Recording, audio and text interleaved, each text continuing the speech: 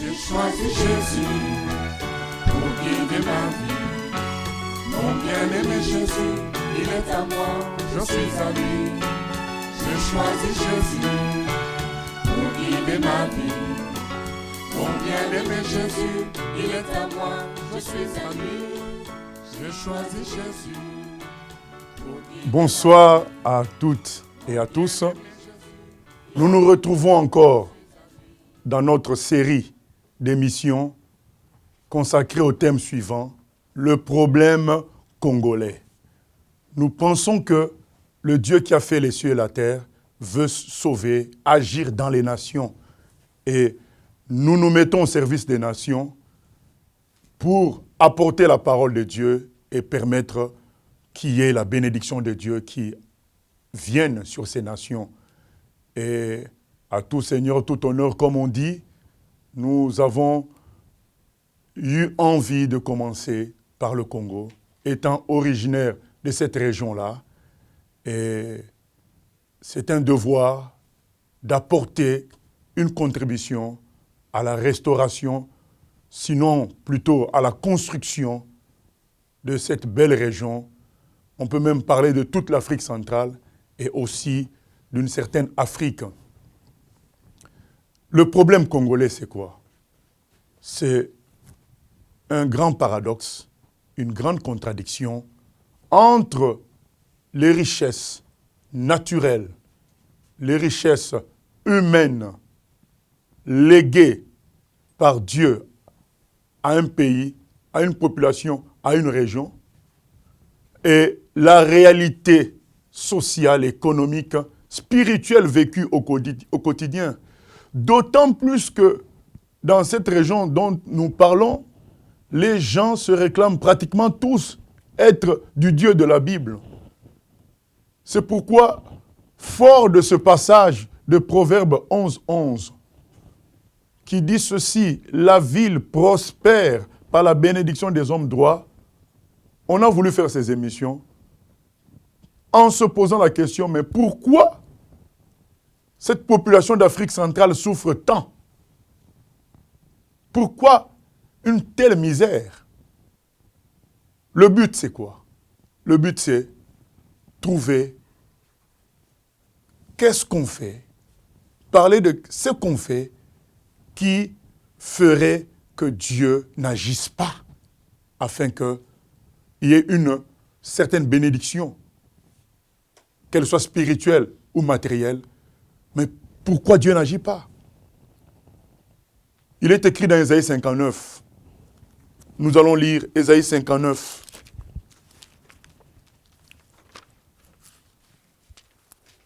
Premier verset. Et deuxième, qu'est-ce que le Seigneur dit? Il dit ceci. Non, la main de l'Éternel n'est pas trop courte pour sauver, ni son oreille trop dure pour entendre, mais ce sont vos crimes qui mettent une séparation entre vous et votre Dieu. Ce sont vos péchés qui vous cachent sa face et l'empêchent de vous écouter. Voilà qu'est-ce qui est dit.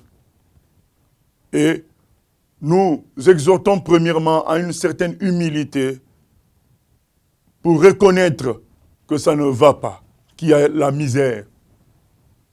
Il y a eu, ça fait 50 ans d'indépendance dans cette région-là. Les gens ont chanté, ah c'est l'indépendance, c'est le bonheur. Mais on n'a pas eu ce bonheur-là.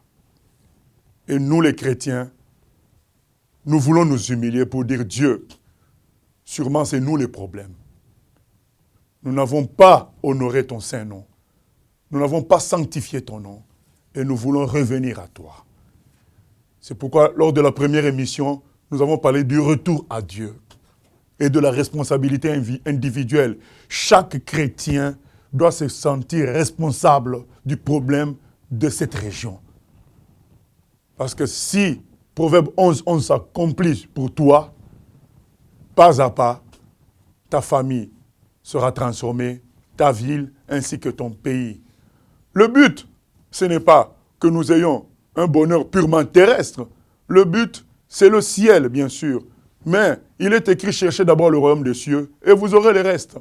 Et nous croyons que si nous revenons au Seigneur, le Seigneur va agir et bénir même les gens qui nous entourent, comme on a vu, grâce à certains enfants d'Israël. Là où ils étaient partis, le pays a été béni. Vous connaissez tous l'exemple de Joseph.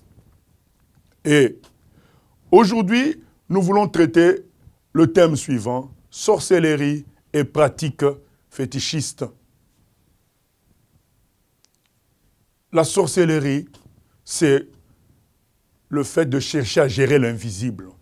On se souvient dans Genèse, Dieu avait dit à Adam, tu as le droit de faire tout ce que tu veux. Des fruits, des animaux, tu domines sur les rivières, tu domines sur tout. Mais il y a un arbre auquel je ne veux pas que tu touches. L'arbre de la connaissance du bien et du mal. Et Adam a été séduit par le diable qui lui a dit non, Dieu a peur que en touchant cet arbre, vous soyez comme lui. Au fait, c'est un domaine réservé à Dieu. Et Adam, on lui a donné le domaine visible. Les arbres, les animaux, les fruits, tout le reste. On lui a dit, il y a un domaine qui risque de te brancher à l'invisible concernant Dieu, ce n'est pas ton domaine.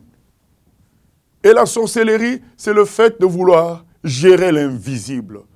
Entrer dans le domaine de l'invisible et travailler dans ce domaine-là. Donc c'est pourquoi ça regroupe une large gamme de pratiques. Donc quand on parle de sorcellerie. Et nous voulons parler aussi des pratiques fétichiques. Et en parlant de cela, nous voulons toucher dans l'église, entre guillemets, du Seigneur. Parce que quand on en parle, les gens vont croire qu'on veut parler seulement des sorciers dans le pays. Non. Ou bien des pratiques fétichiques dans le pays. Non. Nous savons que dans tous les pays, il y a tout cela. Mais nous voulons attirer l'attention des chrétiens sur cela et émettre des propositions bibliques pour la solution. Pour que Dieu commence à agir dans nos pays. Et nous lisons donc Deutéronome 18, qui sera notre base de ce jour par rapport à ce thème. 18, à partir du verset 9, lorsque tu seras entré dans le pays que l'Éternel ton Dieu te donne, tu n'apprendras point à imiter les abominations de ces nations-là, qu'on ne trouve chez toi. Personne qui fasse passer son fils ou sa fille par le feu. Personne qui exerce le métier de devin, d'astrologue, d'augure, de magicien, d'enchanteur. Personne qui consulte ceux qui évoquent les esprits ou disent la bonne aventure. Personne qui interroge les morts. Car quiconque fait ces choses est en abomination à l'Éternel. Et c'est à cause de ces abominations que l'Éternel, ton Dieu, va chasser ces nations devant toi. Tu seras entièrement à l'Éternel, ton Dieu. Car ces nations que tu chasseras écoutent les astrologues et le devin. Mais à toi, l'Éternel, ton Dieu, ne le permet pas. Voilà les interdictions de Dieu. Il dit attention, pas de devin, pas de magie, pas d'astrologue. C'est un domaine, c'est le domaine de l'invisible. Vous les humains, ce n'est pas pour vous. Vous, enfants d'Israël, ce n'est pas pour vous. Vous contentez-vous de ma parole. Et aujourd'hui, vous êtes au courant, comme moi, que la sorcellerie est devenue monnaie courante dans nos pays. Quand nous, on était jeunes, à Kinshasa ou ailleurs, nous n'entendions pas parler de la sorcellerie comme aujourd'hui. Aujourd'hui, ça c'est en quelque sorte, ça a franchi les barrières familiales. À l'époque, on n'en parlait que dans des familles, concernant les familles. Aujourd'hui, il y a des gens dans le quartier, on sait que tel est sorcier, il fait ceci, il fait cela. C'est devenu banalisé. Il y a un problème.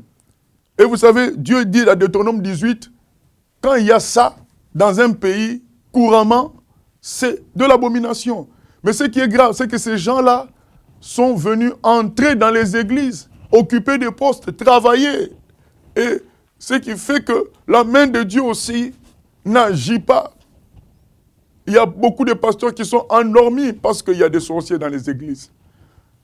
Et il y en a aussi qui sont eux-mêmes sorciers. Alors, il y a toutes sortes de personnes aujourd'hui qui se lancent dans la sorcellerie. Et nous allons à la fin donner une exhortation par rapport à ces gens-là. Mais ce que nous voulons, nous en tant que chrétiens, nous prenons conscience de cette affaire pour pouvoir prier. Et surtout, le deuxième point, éviter les pratiques fétichistes dans les milieux chrétiens. Parce que vous savez, même si vous avez bien nettoyé votre maison, vous avez mis le produit qu'il faut, dès qu'il y a une viande qui pourrit, vous ne pouvez pas empêcher les mouches de venir. Donc même si nous disons le nom de Jésus, même si nous chantons pour Jésus, du moment que dans notre façon même de faire, dans notre façon de vivre notre christianisme, nous avons des pratiques que nous pensons être correctes, mais qui sont en réalité fétichiques, qui sont des formes de sorcellerie dans les milieux chrétiens, eh bien, nous n'allons pas empêcher ces gens-là de venir. Ils viendront toujours et en grande quantité. Et parfois, ils endormiront les gens. On ne dit pas que là où il y a les chrétiens, il ne peut se trouver des gens de mauvaise vie. Il peut s'en trouver. Judas était était parmi les 12. Mais les gens de vérité auront toujours le dessus. Mais ce qu'on remarque, c'est que ces gens-là commencent à avoir le dessus. C'est qu'il y a des pratiques dans les églises qui favorisent cela. Il y a des pratiques dans les vies des chrétiens qui favorisent cela. Et nous voulons dénoncer ces pratiques fétichiques. Et nous commençons par ce qui concerne le serviteur de Dieu. La conception du serviteur de Dieu. Aujourd'hui, au milieu de ceux qui se disent chrétiens, le serviteur de Dieu est devenu une sorte de féticheur, de magicien qui a des pouvoirs pour bénir, pour donner l'argent, pour guérir, pour calmer parfois certaines situations, mais il s'est considéré comme un homme à pouvoir. Les gens maintenant négligent la Bible, la parole de Dieu, ils négligent l'obéissance, ils préfèrent être bien avec l'homme, croyant que c'est l'homme qui va les bénir. Or, il est écrit dans Jean 9, 31, Dieu n'exauce pas les pécheurs, mais ceux qui font sa volonté, il les exauce. Ce n'est pas parce que tu vas faire d'un serviteur de Dieu ton idole ou ton magicien que Dieu t'exaucera. Dieu exauce ceux qui appliquent la parole de Dieu. Et cette conception-là doit changer. Cette conception de prendre un pasteur ou je ne sais qui se prétend serviteur de Dieu comme une sorte d'homme magique, d'homme à pouvoir. Et nous n'écoutons que lui, nous écoutons pas, nous vérifions pas ce qu'il dit par rapport à la parole de Dieu. Cette conception-là, c'est une conception magique, fétichique. Un pasteur, un serviteur de Dieu, c'est quelqu'un que Dieu a donné en don à l'Église pour nous encadrer par sa parole, pour nous aider à imiter Jésus-Christ. Ce n'est pas un homme à pouvoir que nous allons consulter comme un magicien. Cette conception-là est très dangereuse. C'est pourquoi beaucoup de gens aujourd'hui, ils excusent tout par rapport aux serviteurs de Dieu, même quand ils ont vraiment dévié. Du moment qu'ils se déclarent serviteurs de Dieu, ah non mais attention, c'est un homme de Dieu. C'est pas parce que quelqu'un s'est dit homme de Dieu qu'il faut l'écouter. Il faut écouter ceux qui ont le fruit du Saint-Esprit. Jésus a dit, vous les reconnaîtrez à leurs fruits. Vous savez, nous, quand on était païens, quand on était jeunes, nous, on craignait les vrais chrétiens. Mon oncle était pasteur à l'époque, et il est toujours jusqu'aujourd'hui. Mais quand il devait venir à la maison, on tremblait, on était en colère, on se sentait comme gênés qu'il vienne. Nos parents, ils étaient un peu gênés qu'ils viennent parce qu'on se disait, on voyait en lui nos fautes. Donc, il était notre miroir. Il était tellement correct que nous, on allait se voir sales. Aujourd'hui, quand tu es pasteur, tu arrives dans une famille, les gens applaudissent. L'homme de Dieu est venu, donc les bénédictions sont là. Ils ne pensent même pas accomplir la parole de Dieu. Ils ne pensent même pas obéir à Dieu. Mais ils se disent, mais notre cousin est pasteur, notre frère est pasteur, il va nous bénir. Il n'y a plus la crainte de Dieu. Est-ce que ce n'est pas normal? Vous savez, quand Samuel arrivait à Bethléem, chez les parents de David, ils ont tremblé, mais qu'est-ce que le prophète est venu faire au milieu de nous? Parce que l'homme de Dieu, c'était quelqu'un de saint, qui manifestait la gloire de Dieu, la sainteté de Dieu. Aujourd'hui, l'homme de Dieu, c'est l'homme à pouvoir, qui va bénir, c'est l'homme distingué, l'homme élevé, et ce n'est pas même ce que veut dire le mot homme de Dieu. Homme de Dieu, ça veut dire quelqu'un qui ressemble à Dieu. C'est parce que c'est des gens qui avaient une vie qui était tellement proche de Dieu qu'on les appelait des gens à Dieu. Nous, aujourd'hui, homme de Dieu, c'est celui qui a le titre. Non. Et quand tu viens quelque part, les gens sont bien, sont contents. Ils n'ont pas peur. Parce qu'aujourd'hui, ce n'est plus considéré comme avant, comme quelqu'un qui est proche de Dieu, qui est saint, quelqu'un qui va nous enseigner la vérité, mais c'est considéré comme quelqu'un qui a des pouvoirs. Il prêche, oui, mais il a des pouvoirs, il va nous aider, il va nous bénir. Non, c'est une conception fétichique, c'est une conception magique du serviteur de Dieu. Le serviteur de Dieu, ça doit être un modèle, quelqu'un qui ressemble à Jésus et qui nous entraîne à ressembler à Jésus. Et nous obtenons les bénédictions lorsque nous obéissons à ce que dit le serviteur de Dieu, qui est conforme à la Bible. Quand nous obéissons à la parole de Dieu que lui cite, c'est là que nous sommes bénis. Ce n'est pas parce qu'on lui aurait donné l'argent qu'on est béni. Autre conception, attitude fétichique, c'est les prières avec bougies ou avec des œufs. J'ai appris qu'il y a des gens qui vont voir des pasteurs qui leur disent « mais il faut de l'argent pour que si je dois prier pour toi, il faut que j'achète des bougies, il faut que j'achète des œufs. » Ça, c'est de la magie. Vous savez, la facilité détruit beaucoup de gens. Au lieu d'obéir à la parole, tu préfères payer pour avoir quelque chose. Mais où est la différence entre quand tu payes un féticheur et quand tu vas payer un pasteur? Les bougies, les œufs, qu'est-ce que ça peut faire?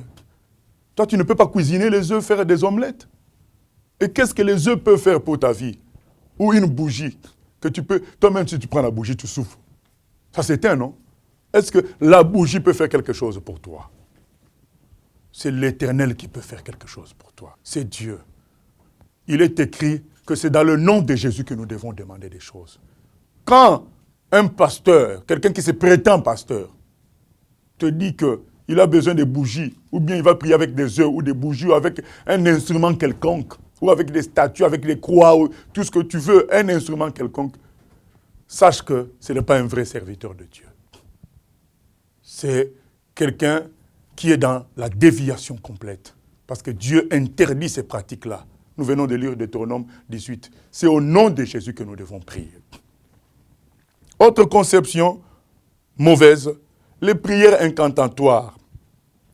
C'est-à-dire, tu pries et tu fais confiance à la quantité de paroles que tu donnes. Oh, nous souvenons, dans Matthieu 6, Jésus a dit, mais quand vous priez, il ne faut pas multiplier les paroles, croyant que c'est dans la multiplication des paroles que vous serez exaucés. Il faut prier en étant conscient que Dieu vous écoute et qu'il va vous exaucer. C'est la foi qui est importante. Et s'il y a la quantité avec la foi, gloire à Dieu, mais on ne doit pas faire confiance à la quantité, nous devons faire confiance en Dieu.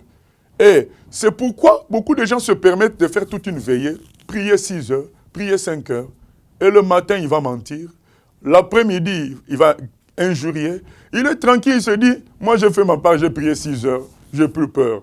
Je n'aurai pas de problème, mais ils ont toujours des problèmes. Bien aimé, voyez comment le pays souffre. Voyez. Est-ce que les gens ne prient pas? Il y a combien d'églises? Mais pourquoi il y a toujours la misère? Parce que beaucoup de prières sont des prières incantatoires. Donc comme tu ne fais que parler, mais tu n'es pas connecté à Dieu. Tu comptes sur l'effort humain. Et ça, ce n'est pas biblique. Revenons à la vraie prière. La vraie prière, c'est que tu honores Dieu, tu respectes Dieu, tu crois qu'il est tout-puissant pour agir dans ta vie. Autre fausse conception, c'est l'esclavage par rapport aux visions et aux songes. Aujourd'hui, les gens prêtent beaucoup plus d'importance aux visions et aux songes plus qu'à la parole de Dieu. C'est aller dans le domaine de l'invisible. Nous croyons que Dieu peut donner des visions, Dieu peut donner des songes, mais c'est Dieu qui les donne. Mais nous ne devons pas faire de ces visions, de ces songes, une sorte de deuxième Bible. Non. Et les gens ont une soif de voyance. Ils veulent voir l'avenir, ils veulent qu'on leur prédise en quelque sorte l'avenir. Pasteur, est-ce que tu n'as pas une parole pour moi par rapport à mon chemin? Donc ils veulent comme une prédiction de l'avenir. Nous ne disons pas que Dieu ne donne pas parfois des choses concernant l'avenir, mais c'est Dieu qui les donne. Nous ne devons pas comme être en recherche, en soif de cela. Nous devons rechercher Dieu dans tout ce que nous faisons et c'est lui qui nous montrera s'il doit nous montrer, ou il nous donnera la paix et on marche avec lui. Et cette soif-là, c'est une soif magique, cette soif de voyance, de vision et songe. Nous devons rester simples. Et si Dieu doit donner la vision, il donne la vision. S'il doit donner un songe, il donne un songe. C'est reposer sur cela comme une deuxième Bible. C'est une grave erreur. Et il y a aussi ceux qui recherchent la puissance. On dit, un tel fait tomber les gens. Quand il prie pour les gens tombent. Mais quand tu tombes, est-ce que c'est ça qui va te changer? C'est le Saint-Esprit qui change les gens. Est-ce que vous voyez dans les actes des apôtres les gens tomber pour être bénis? Non. Le Saint-Esprit entre dans la vie de quelqu'un, le Saint-Esprit transforme. Et nous ne devons pas commencer à chercher des puissances. Et c'est ce qu'Adam a voulu chercher à entrer dans le monde invisible. Et ça a conduit à la chute de l'humanité. Ce sont des pratiques de magie. Nous ne déclarons pas que quand il y a manifestation, ce n'est pas de Dieu. Mais nous disons que nous ne devons pas en faire un style de foi. C'est Dieu qui fait comme il veut. Nous, les chrétiens, nous devons chercher à lui obéir et Dieu va faire des miracles. Les prières spéciales écrites. J'ai vu des gens avec des prières spéciales écrites par un prétendu homme de Dieu ou serviteur de Dieu. Et ils lisent la prière, parfois des prières qui font référence aux ancêtres, des prières qui font référence à un homme de Dieu. Non, bien-aimé, on doit prier au nom de Jésus. On ne va pas te donner une prière à réciter comme si c'était des gens que, quand on était dans le monde, c'est ce qui se passait. Les gens avaient des prières écrites, des prières magiques. Nous, on a maintenant le Saint-Esprit qui nous aide à parler, à prier. Ce sont des pratiques magiques. Et il faut éviter tout ce qui est photo d'un serviteur que tu vas accrocher dans ta maison ou objet quelconque qu'on t'a donné, de l'eau, des choses comme ça, soi-disant que c'est l'eau, l'huile de l'onction, c'est de l'eau bénite, tout ça, c'est des pratiques magiques. Et Deutéronome 18 les condamne totalement. Et je vais finir en disant ceci. Aux gens qui sont dans la sorcellerie, vous avez trouvé le deuxième monde comme un refuge. Parce que ça ne marche pas dans le monde visible. Vous préférez être roi, grand basketteur dans le monde, deuxième monde, grand musicien là-bas, parce que sur la terre normale, vous êtes pauvre, vous souffrez. Est-ce que c'est ça une bonne vie? Mais je peux vous dire que ce que vous vivez dans le deuxième monde là, c'est une illusion. C'est Satan qui vous trompe. S'il était fort, il aurait dû vous réjouir aussi dans le monde réel. Mais il vous trompe en vous amenant dans ce deuxième monde-là et vous faire des choses. Regardez comment on vous tape parfois dans le monde physique. Si Satan est fort, il aurait empêché tout cela. Combien de féticheurs ne sont-ils pas morts? Les sorciers ne meurent-ils pas? Mais Jésus dit, celui qui croit en lui vivra même s'il meurt. C'est Jésus qu'il faut suivre. Parce que le deuxième monde, où vous régnez avec Satan, ira en enfer, dans le feu éternel. Le séjour des morts et la mort et le diable iront dans le feu éternel. Avec vous ensemble. Dieu n'a pas prévu ça pour vous. Revenez à Jésus. Et je vais donner aussi un conseil aux chrétiens, aux serviteurs de Dieu. Notre Dieu est plus puissant que la sorcellerie. On ne doit pas taper les gens qui sont sorciers. On ne doit pas leur donner des coups de poing comme si ça va les changer. On doit faire confiance en Dieu et parler de Dieu à ces gens-là pour qu'ils soient sauvés. Et on doit faire confiance en Dieu pour notre protection. Donc, revenons à la vérité et ces gens-là se convertiront.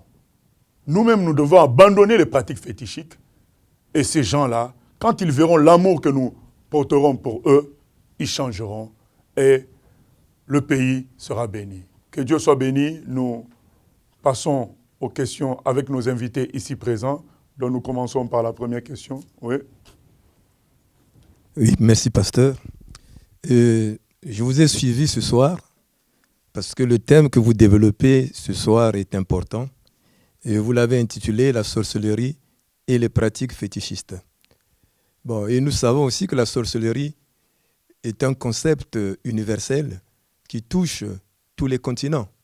Alors ma question est de savoir quelle serait la particularité donc de cet esprit de sorcellerie en Afrique d'une manière générale et singulièrement dans les deux Congos. Alors, là, je vais parler de ce qu'on a vu, de l'expérience qu'on a de cette zone-là de l'Afrique et de ce qu'on a vu aussi ailleurs. On constate que le péché et ses conséquences ne sont pas les mêmes partout. Donc il y a des endroits où c'est l'alcool qui est le chef, comme en Russie. C'est l'alcool qui est le maître là-bas. Et il y a des conséquences dans la vie normale par rapport à l'alcool. Et ce que nous avons remarqué, c'est que en Europe, quelqu'un va aller dans la magie, dans la franc-maçonnerie, tout ce qu'on veut, mais il va peut-être vendre son propre corps, il va vendre sa fertilité, il ne va pas avoir d'enfants, ou bien il va avoir des enfants handicapés, des choses de ce genre-là. Mais vous allez voir que c'est quelqu'un qui va peut-être réussir dans les études et qui va construire des maisons, qui va lutter pour une certaine justice, voilà, qui va réussir, entre guillemets, même si je n'appelle pas ça réussite, qui va essayer d'améliorer le matériel dans son pays. Ce qu'on a remarqué en Afrique centrale, notamment dans les deux Congos, c'est une sorcellerie de destruction. C'est-à-dire, c'est quelque chose qui détruit les conditions de vie des gens. Et on voit même dans la mentalité, les maisons sont inachevées, la propriété n'est pas prise au sérieux, tout ce qui est bien public est négligé. Donc c'est une forme de sorcellerie qui amène à la destruction des conditions de vie. Et je vais vous donner quelques exemples. Nous, quand on était jeunes, qu'est-ce qu'on n'a pas appris sur un tel ou tel qui venait de finir ses études et que sa propre famille aurait, entre guillemets, mangé à la sorcellerie. Donc, ces gens-là mangent la personne qui devait les nourrir peut-être plus tard. Donc, c'est une sorcellerie destructrice. Et par rapport au côté social et matériel.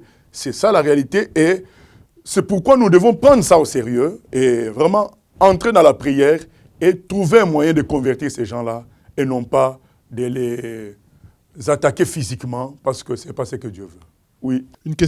Ma question c'est, comme on l'a dit tout à l'heure, la sorcellerie c'est un concept qui est universel, mais comment ça se fait qu'en Europe il y a une certaine banalisation, une certaine facilité, il y a des gens qui font les études, qui disent à la télé je suis sorcier, et qu'en Afrique, c'est un blasphème, les gens se cachent. Qu'est-ce qui fait? Pourtant, c'est le même Satan qui serve, mais qu'est-ce qui fait que les gens sont plus à l'aise? Est-ce que c'est mieux accepté en Europe qu'en Afrique? Voilà, il y a une situation en Europe, la situation en Europe par rapport à la sorcellerie, c'est qu'on a essayé de rendre ça scientifique, comme les histoires, comme la scientologie. C'est des notions qui sont magiques, démoniaques, mais qu'on essaie de présenter comme scientifique.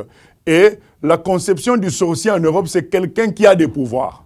Il peut même parfois guérir, agir sur l'élevage de quelqu'un, l'agriculture.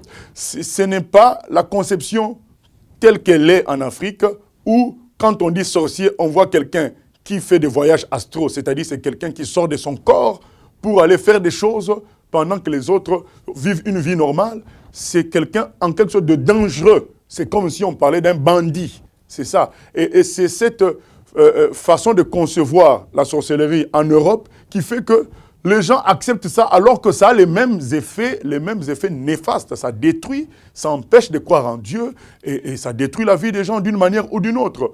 Mais ça n'a pas les mêmes implications concrètes que la sorcellerie en Afrique, mais elle est présente et aussi elle est présentée d'une manière différente. C'est pourquoi c'est plus ou moins accepté dans la société, mais bien sûr avec des dérives graves. Mais le jour où on parlera de l'Europe, on parlera aussi de cela. Mais là, nous sommes en train de parler de l'Afrique centrale, des deux Congos, et les gens ont une conception, et c'est quelque part vrai, qu'un sorcier, c'est un destructeur. C'est quelqu'un qui nuit. Et c'est ce qui fait qu'on a tendance à le haïr et à vouloir le tuer, à vouloir le frapper physiquement, alors que la Bible veut que nous puissions l'aimer, lui parler de Dieu. Alors, une question concrète. Là, vous venez de dire que le sorcier détruit, c'est un destructeur. Alors, ma question, c'est comment un chrétien doit se comporter face aux 10 sorciers, que ce soit dans la famille, parce que vous venez de dire qu'ils sont là pour détruire. Alors, Dieu nous demande, Jésus nous demande aussi d'être prudent. Alors, comment se comporter? Est-ce qu'il faut, comme vous l'avez dit, faire confiance en Dieu en se disant, bon, on est dans toute la confiance, ou est-ce qu'il faut avoir de la méfiance? Comment se comporter concrètement pour un chrétien? Voilà. Comment se comporter? La Bible nous dit ceci, aimez vos ennemis. Ça, c'est le premier plan. Nous devons être motivés dans toutes nos actions par l'amour. Maintenant, concrètement, il y a des mesures qu'on peut prendre. On sait que, bon, on vient de me donner un cadeau. Je sais que cette personne, je sens dans mon cœur qu'il me vise. Lorsque j'userai de ce cadeau-là, il y aura des conséquences sur ma vie. Je ne veux pas agir par convoitise, utiliser la chose ou manger le gâteau qu'on m'a donné sous prétexte que ça sera sanctifié. Non, si je suis au courant, je préfère me priver de cela, jeter ou faire autre... en tout cas, me débarrasser de cela plutôt qu'utiliser. Il y a des mesures de prudence que le Seigneur nous demandera de prendre.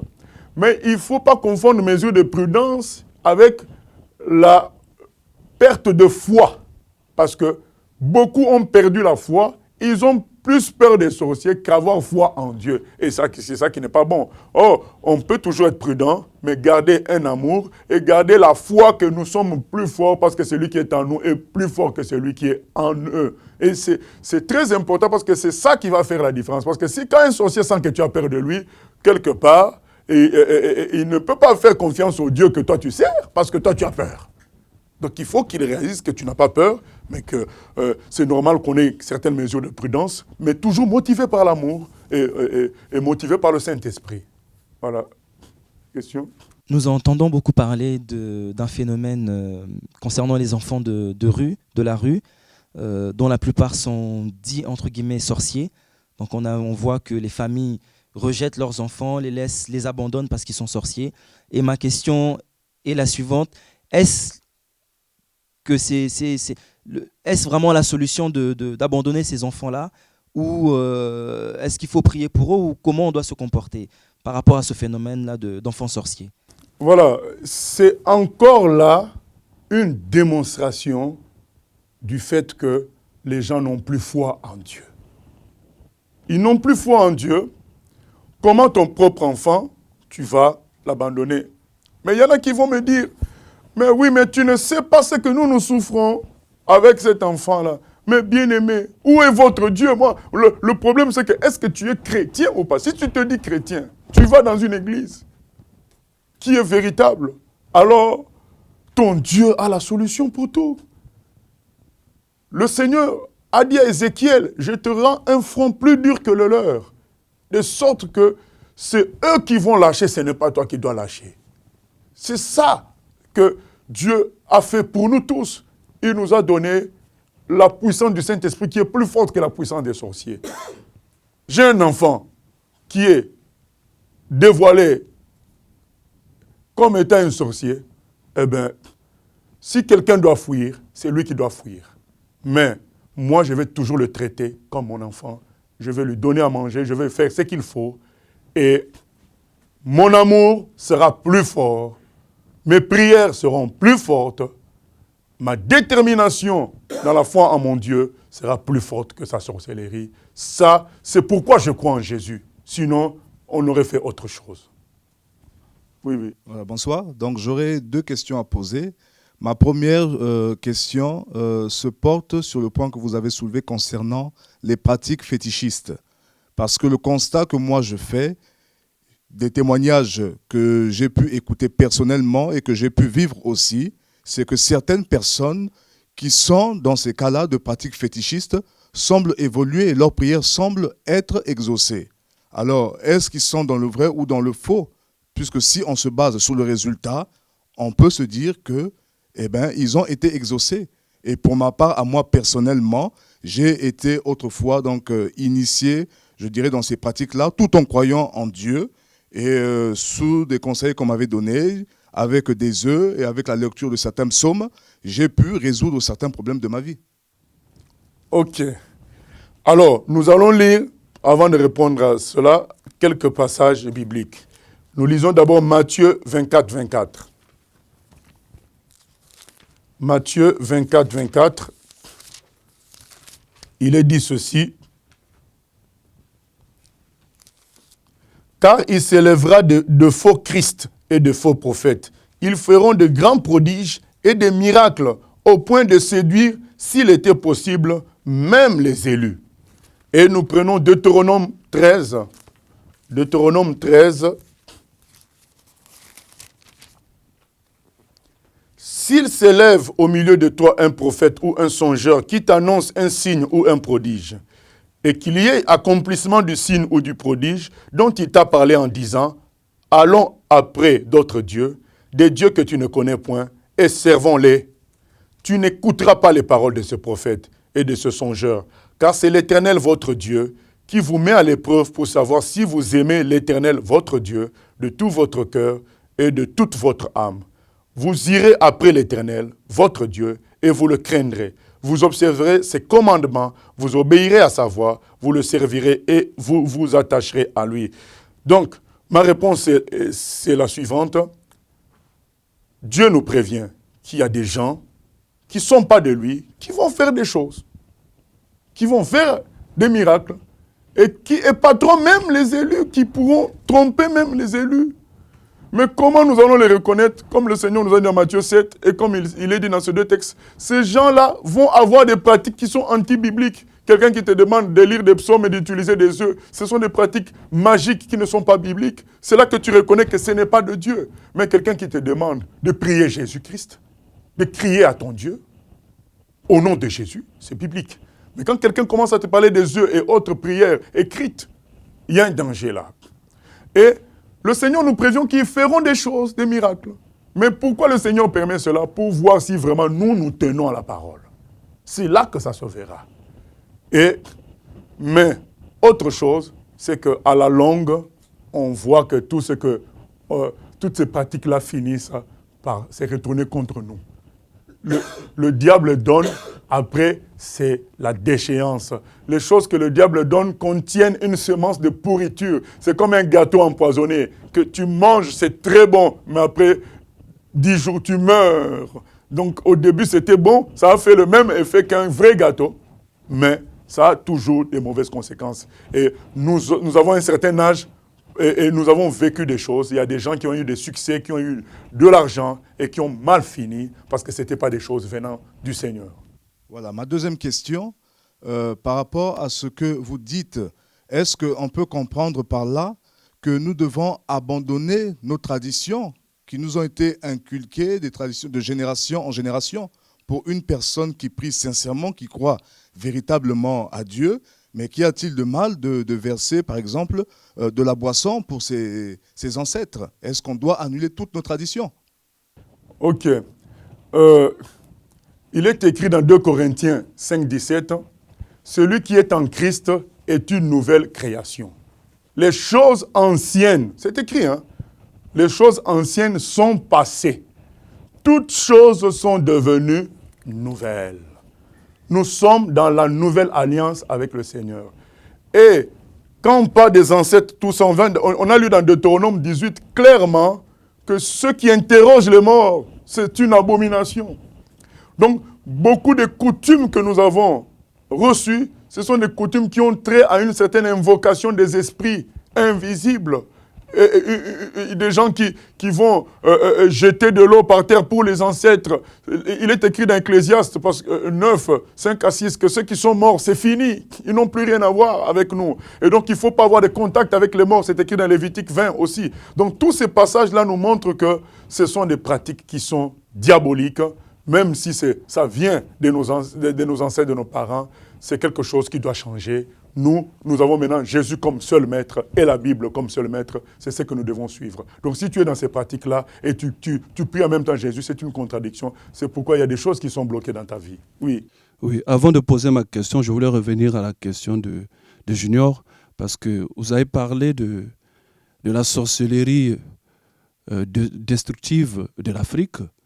Et en répondant à Junior, à la question de Junior, vous avez parlé de la sorcellerie européenne qui assure un peu l'avenir de l'homme.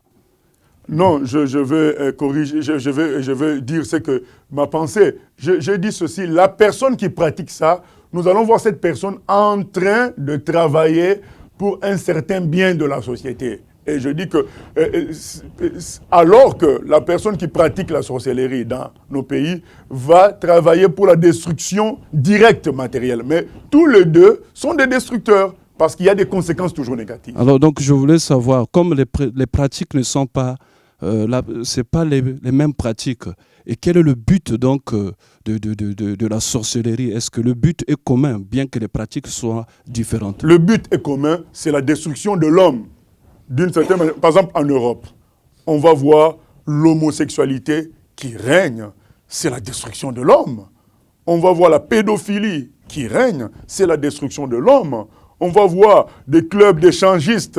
Vous vous imaginez, vous allez, vous, avec votre femme, vous échangez avec un homme et une autre femme, et vous êtes là ensemble dans un même lieu. C'est des abominations, c'est des choses qui déstructurent l'homme. Le but final, c'est la destruction de l'homme, mais par des moyens différents. Et de l'éloigner aussi de Dieu, je pense. Bien sûr, c'est la plus grande destruction, parce que aller en enfer, c'est la plus grande destruction. Oui. D'accord. Ma deuxième question, c'est... Aussi, je voulais parler, vous avez parlé de pratiques fétichistes. En Afrique, il y a des pasteurs qui pratiquent, par exemple, le lavage de femmes ou, je peux dire encore, les massages. Est-ce que ces pratiques-là sont des bonnes pratiques pour un pasteur, puisque c'est les pasteurs qui le font? Que dire aux enfants de Dieu qui subissent, qui acceptent de se faire masser ou de se faire laver? Parce que peut-être par ignorance, ils le font, on ne sait pas. Mais c'est quand même courant en Afrique. Voilà. Moi, nous revenons toujours au même problème. C'est que beaucoup de gens font confiance en l'homme plutôt que de faire confiance à la parole de Dieu et de s'y reposer. Et ces gens-là, on peut leur faire tout. Mais, mon cher, ma chère, souviens-toi, quand tu étais païen, mais qu'est-ce qui se passait? On lavait déjà des gens par les magiciens, par les féticheurs. Et tu viens à Jésus, Jésus te dit que c'est en son nom qu'il faut prier. Tu te fais encore laver, tu te fais encore masser. Et en plus, tu laisses un homme masser une femme, parfois nue. Est-ce que vous trouvez ça normal? Ça veut dire que vous n'avez pas changé de camp. Si vous avez changé de camp, vous êtes venu avec Jésus. Jésus nous a laissé son nom. Il a dit priez, demandez au Père en mon nom et vous aurez ce qui est prévu. Il n'y a pas d'autre façon de recevoir la bénédiction. C'est dans le nom de Jésus. Jésus seul est mort pour toi à la croix. Jésus seul a crié, tout est accompli. Tu dois te reposer sur lui. Que ce soit lavage, que ce soit massage, que ce soit une forme d'imposition de main particulière, ce n'est pas ça qui change. C'est l'usage du nom de Jésus dans la vérité qui change, dans l'obéissance à sa parole qui change. Et puis, si maintenant quelqu'un t'impose les mains avec cette logique de vérité, là, c'est conforme à la parole de Dieu. Pasteur, je voudrais revenir un peu sur Deutéronome 18, là où l'Éternel interdit formellement la pratique du spiritisme. Et c'est le verset 11 où il dit qu'on ne trouve chez toi personne qui consulte ceux qui évoquent les esprits ou disent la bonne aventure, personne qui interroge les morts. Alors, je voulais savoir, est-ce que parce que l'Africain, d'une manière générale, et le Congolais aussi d'une manière particulière, est attaché à la mémoire des défunts, qu'il est lui-même victime de ces pratiques que condamnent les dieux dans ce passage-là? C'est possible que cet attachement-là à la mémoire des gens qui sont morts, mais c'est un attachement qu'on retrouve partout, ce n'est pas que au Congo. Cet attachement-là, anormal pour un chrétien, parce qu'un chrétien doit avoir la pensée céleste, mais ça peut conduire à une certaine mise en importance des gens qui sont morts et qui va te conduire à les prier, à chercher à avoir un contact d'une manière ou d'une autre, à mettre une photo au salon ou dans ta chambre à coucher de quelqu'un qui est déjà mort. C'est une élévation d'une idole, ce n'est pas une bonne chose. Donc ce n'est pas quelque chose, on a bien vu que le Seigneur, même dans Lévitique 20, parce qu'on ne peut pas lire tous les passages, l'émission a pour but de susciter la réflexion et chacun va les méditer avec Dieu, chez lui en utilisant la parole de Dieu. Lévitique 20 nous refuse tout contact avec les morts et ce n'est pas bon. Oui, je pose cette question parce que j'ai dans mon entourage quelqu'un qui était fier d'avoir consulté, disons, un devin et qui a invoqué l'esprit d'un parent, lui qui était mort, et il était satisfait d'avoir reçu de ce parent la conduite à tenir sur une décision qu'il voulait prendre.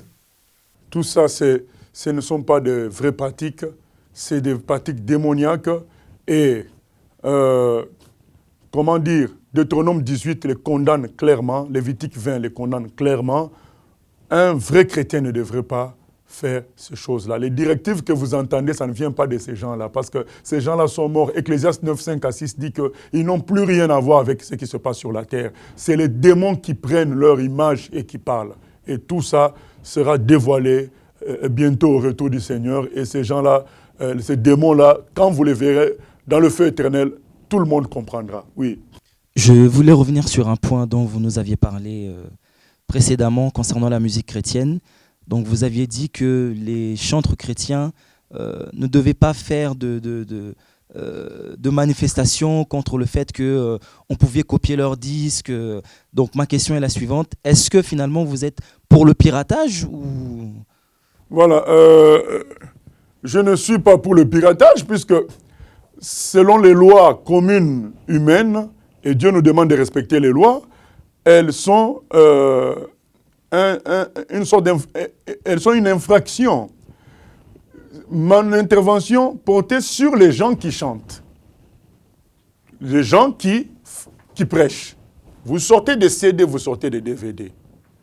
Déjà que vous les vendez, c'est un problème. Bon, je passe là-dessus, c'est un long débat. Maintenant, non seulement que vous vendez, vous dites que celui qui copie est en train de faire du piratage. Alors que le but de Dieu, quand il vous a inspiré, c'était atteindre le plus grand nombre de gens. Vous avez un problème là. Vous refusez que le but de Dieu s'accomplisse par vous. Maintenant, à ceux qui cherchent à écouter de tels musiciens, qui ne veulent pas qu'on pirate leur musique, qu'on copie leur musique, moi je dis, vous devez acheter parce que vous voulez les écouter, considérez-les comme des gens du monde qui ont produit quelque chose, qui le vendent. Et vous ne devez pas copier. Ne considérez plus ça comme quelque chose, un cadeau de Dieu. Considérez ça comme vous-même, vous voulez vous instruire et vous allez acheter comme vous achèterez quelque chose qui vient du monde. Et mon conseil, c'est beaucoup plus par rapport aux gens qui vendent et aux gens qui chantent, qui prêchent. Quand vous produisez des choses bien aimées, quand les gens multiplient, soyez heureux que la parole de Dieu se répande. Et malheureusement, vous avez une attitude qui fait que finalement les gens vous considèrent aussi comme des chantres du monde et des prédicateurs du monde. Et finalement, la parole que vous prêchez, ils ne les pratiquent même plus. Ils se contentent de vous écouter comme des bons poètes, mais ils ne pratiquent plus. C'est comme s'ils écoutaient la musique du monde. C'est juste que votre voix qu'ils apprécient, votre musique et votre façon d'agencer les phrases, mais ce n'est plus réellement la parole de Dieu qui fait son effet dans leur vie. Donc, c'était ça mon intervention. Donc on va s'arrêter là pour aujourd'hui. Nous sommes pris par le temps. Mais une toute dernière question, oui. Oui, merci beaucoup, pasteur. Il y a des pasteurs sorciers aussi, parce que moi je crois que si le Congo est détruit, à cause de vous, les pasteurs. Parce qu'il y a des pasteurs, les sorciers qui prient pour les gens tombent. Soi-disant, vous aussi les vrais pasteurs, vous priez aussi pour les gens tombent. Comment savoir, comment connaître un faux pasteur? Parce que vous avez dit la sorcellerie, tout ça, mais comment savoir, comment connaître, comment marcher pour être sauvé en dernier jour? Dans Matthieu 7, Jésus nous a donné une clé. Dans Deutéronome 13 aussi. Il nous a dit quelqu'un, dans Matthieu 7, dans Deutéronome 13 plutôt, quelqu'un qui se prétend homme de Dieu, qui fait des merveilles, qui après, il te dit, allons adorer des faux dieux, comprend qu'il n'est pas de Dieu. C'est Dieu qui a permis juste qu'il fasse quelque chose qui marche pour vérifier si toi tu l'aimes vraiment. Et dans Matthieu 7, c'est écrit, vous les reconnaîtrez à leurs fruits. Un pasteur qui divorce, sous prétexte que, oh, ma femme serait sorcière, ou ma femme, ceci, cela, bien aimé, et qui se marie, il y a un problème. Donc, ça veut dire que c'est quelqu'un qui n'a pas respecté la parole de Dieu. Un pasteur qui sort avec d'autres femmes, un pasteur qui prend l'argent de l'église comme étant son argent à lui. Il y a un problème. Donc, tout ça, ce sont des éléments qui doivent nous conduire à différencier les bons des vrais. Et un pasteur qui insiste sur le fait que les gens tombent, il n'est pas de Dieu. Dieu nous a demandé de prêcher pour que les gens soient sauvés, aillent au ciel.